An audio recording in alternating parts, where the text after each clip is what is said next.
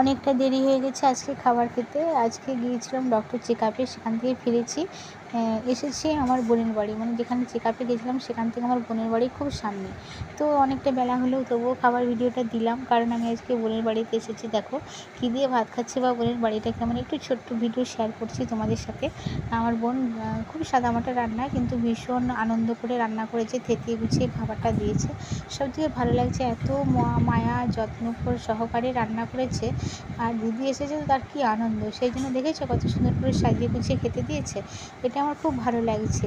এখানে করেছে মাছ দিয়ে পটলের তেলচাট, এখানে হাঁসের ডিমের কারি, আর দুটো ভাজা করেছিল, আলু সেদ্ধ মেখেছিল। আর পুরো বাড়িটা একটু ছোট্ট করে তোমাদের সাথে শেয়ার করলাম। তো ভিডিওটা কেমন হয়েছে অবশ্যই জানাবে। ভালো লাগলে একটা লাইক কমেন্ট শেয়ার করে দিও।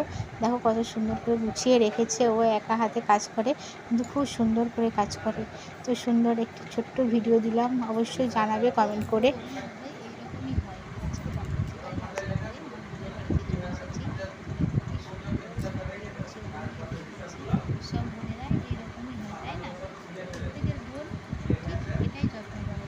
ভাই বোন খুব ভালো একটা সম্পর্ক, আর সবথেকে কাছের সম্পর্ক হলো ভাই বোনের সম্পর্ক। আমার বোন তাই কত সুন্দর করে গুছিয়ে খেতে দিয়েছে। দেখো আমার খুব ভালো লাগছে। অনেক কিছু রান্নার দরকার নেই, কিন্তু স্নেহ মাখা ভালোবাসায় ভরা যে খাবারটা হয় সেটা কিন্তু সবসময় সুন্দর হয়, তাই না?